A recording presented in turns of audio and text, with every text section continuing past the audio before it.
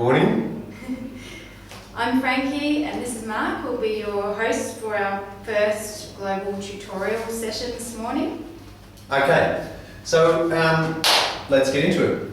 Basically what I've done when I set up painting, it's basically like building a house. I produce a plan, and for me this is a rough idea of the plan. I've got my sand hills over here in the distance, and for those who are interested, it's loosely based on, you know, a Fraser Island kind of experience, you know, sand dunes and hills in the background.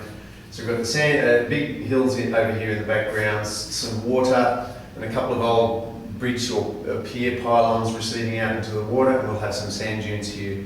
But because most of it will be focusing on this part here, because this is where we're dealing with all the reflections and the shadows and all that. I'll put a nice big sand dune there.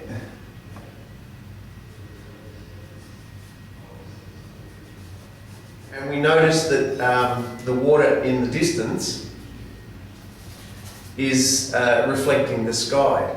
But I'm also going to now reflect that sky colour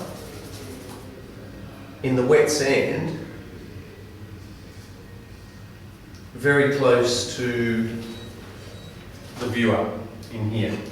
But what I'm actually going to do, I'm actually going to add the tiniest, most minuscule amount of dioxazine purple. Now, be really careful, like just 2 hairs of dioxazine purple. It's an incredibly strong colour. If you get too much of that, there's dioxazine purple everywhere. It's really, really strong.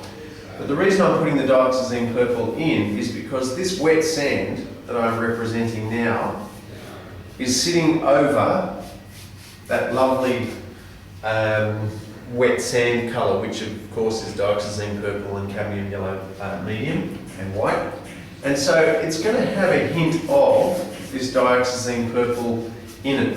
And you've all got homework. You've all got to go to the beach at some point and look at the sand and look at the wet sand there and just see if you can find dioxazine purple. It's quite amazing how much purple there is at the beach.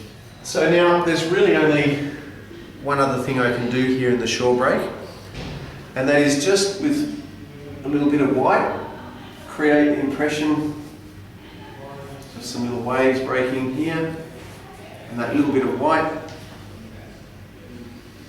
gives me my little bit of whitewash here in the shallows. And it's alright if it kind of fades in and out, because those little waves are, you know, quite transient, and the whitewash is sort of comes and goes. So I'm mixing up my sky colour, my default sky colour again, or actually I've actually got it here on my palette, so I don't have to mix it up. And again, I've got a very dry brush, so I'm cleaning my brush off here, and all I'm going to do is just drag this across here. Now, this is possibly going to be a little bit too subtle to see, but what it's going to do is create the impression of the sky being reflected a little bit too much in patches on the surface of the water. Mixed up what I think is an appropriate shadow colour, and I'm going to just here put that under there like that, and then I'm going to do this. If you can see, I'm going to do that with the brush, and by doing that with the brush, it's created the illusion of little lumps and bumps in the sand dune. Okay?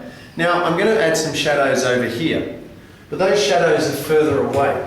And sand is like water in some ways, in that it is reflective. So it's going to reflect some sky. So how do I reflect the sky? I add a little bit of white, and I add blue to that. So now I paint. Now this sand here is quite flat because it's got, you know, it's hard, so there's sort of settled down, and I'm doing this. Oops.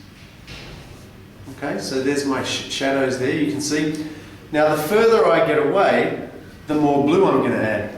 I painted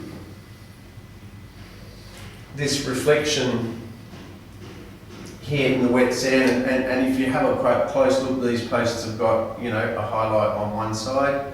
That same highlight would appear, you know, in here. So anywhere where you've got that highlight, it's going to appear on anything that's wet. Thanks everyone. I don't want to go. Bye. You can say goodbye with that one. See you everyone. Thank you very much for putting up with my ramblings, and hopefully we get to come across you all shortly. See ya. Bye.